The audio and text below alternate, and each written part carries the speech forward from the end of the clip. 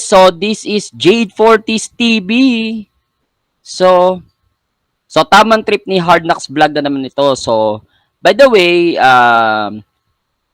manonood tayo ngayon ng Voltes 5 Legacy. So, the episode 1. So, gusto ko lang malaman kasi kung may pinagbago ba yung sa TV. Kasi napanood ko na yung cinema ng yung Voltes 5 Legacy na experience ko na yung cinematic experience, no. So, nag-enjoy ako during sa panonood ko ng sine ngayon. So, what's the difference na nung sa mismong television na? Pero manonood ako syempre hindi sa television, dito ako manonood sa aking laptop, no? So, yun, manonood ako dito. So, sa YouTube mismo. Alright, so yun. So, but before that, don't forget to share, like, and subscribe my channel, Jade Fortis TV. And please follow my FB page, Jade Fortis TV, and Tamang Trip ni Hard Knocks. So, let's watch, no? Kung ano magiging reaction ko about the Voltes 5, no? Episode 1 ng Voltes 5. Kasi balita ko, nag-trending ito, no? Nag-trending ito ngayong araw, no? Yun, so yun, panoorin natin. Okay, kung ano magiging reaction ko, no? Okay, so let's play.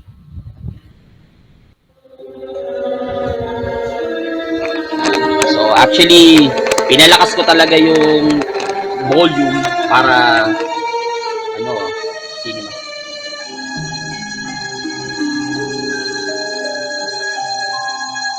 So same opening pa rin, no, sa simulang-simula, no, GMA, Toei Animations kasi yun yung kapartner ng GMA and the Telesuccess. So ganun-ganun pa rin yung vibes, yung same opening doon sa sinihan na napanood ko, no?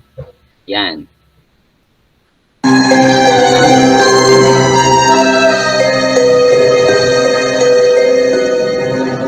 Para kang nanonood pa rin ng sine. Nakaka-goosebump pa rin, no?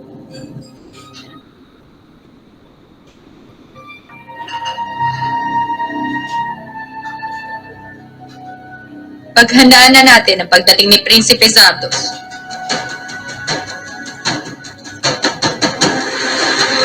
Alright.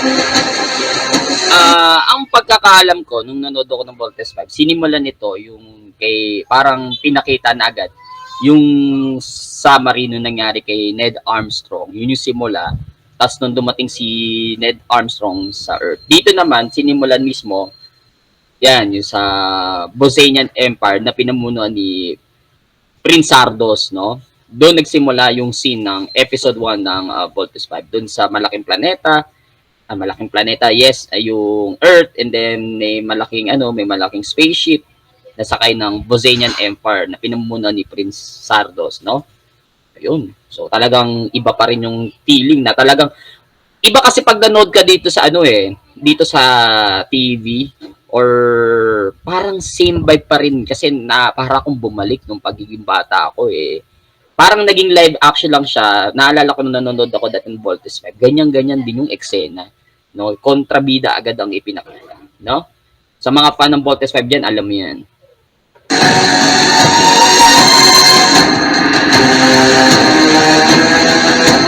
So, yung graphics mo parang nasa sinihan ka pa rin, grabe. Yung cinematography, grabe galing. Yung effects, same vibe with the cinema.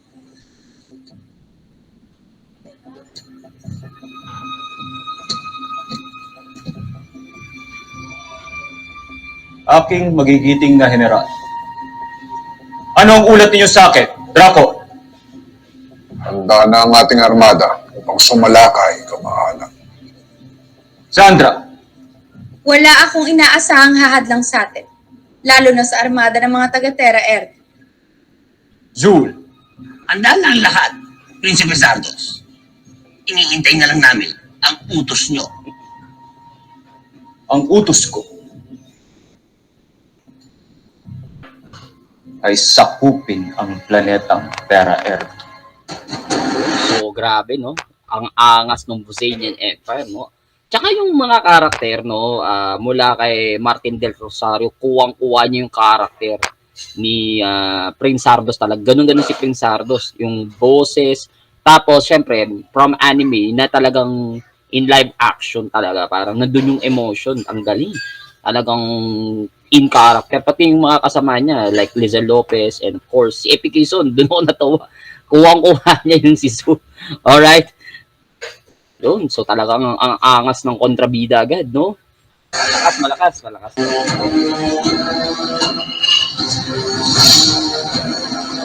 Kuwang-kuha talaga. Parang kung nanonood ng sine. Kaya pinalakas ko yung team effect.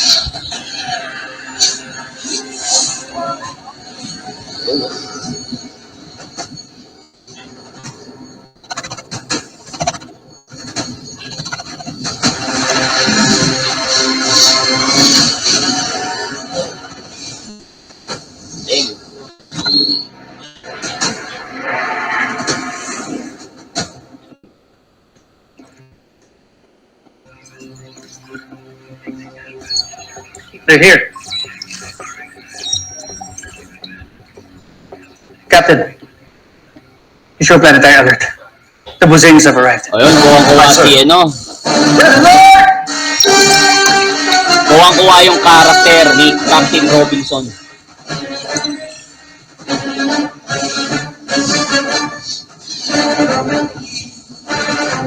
Angas no? Pati mga pag-review.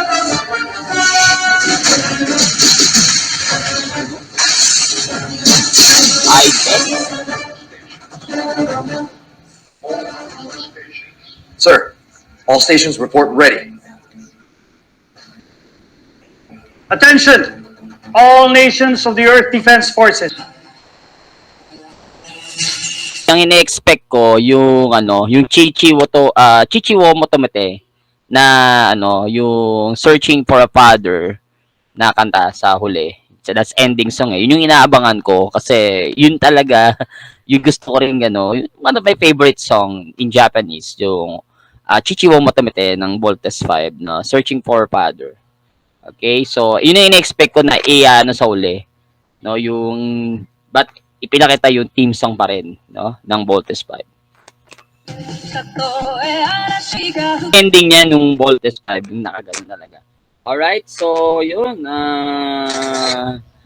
Ang galing. Bravo. Excellent. GMA, ang galing ng teleserye. Ang galing ng first episode ng Voltes 5. Nakakabitin, grabe. Yung battle between Tokugaga and Voltes 5, grabe. So, ang value, sabi ko nga kanina, na since Japanese talaga ang originated and ipinagkatiwala sa Filipino production, especially GMA, pinagkatiwala na ng GMA ng under Toei Animation, itong Voltes 5. So, ipinakita dito, yung syempre, that's the normal yung Bozaniac story, na aatakiin yung Terra Aero, which is the planet Earth, and then bubuin si Voltes 5, yung pinaka-depensa ng mundo, na plano ng Bozania sakupin ng Terra Aero or yung planet Earth, at ito yung pinaka-depensa si Voltes 5. But during doon sa nakikipaglaban sila sa mga aliens, napansin niyo yung brotherhood, yung concern sa kapatid. That's the Filipino values. Na normally, nung nanonood naman ako ng anime, ng first episode din ng Voltes 5, walang ganun. So, typically, na ang focus doon, yung to defeat the Bozanian. But this one, may concern na pag may nangyari dito sa kapatid namin, si Little John, ay malalagot kami. Baga, parang nandun yung concern sa kapatid. Although yung kapatid is part of the Voltes team, no? So, yun yung value. That's Filipino value, di ba? Ayaw naman natin na yung kapatid natin ay nasasaktan. Ayaw natin yung kapatid natin napapahamak. Talagang ipagtatanggol natin. Yan ang isa sa mga Filipino values na na-apply sa ganitong live adaptation. So, that's a great job, no? Maganda. And Filipino blend nga.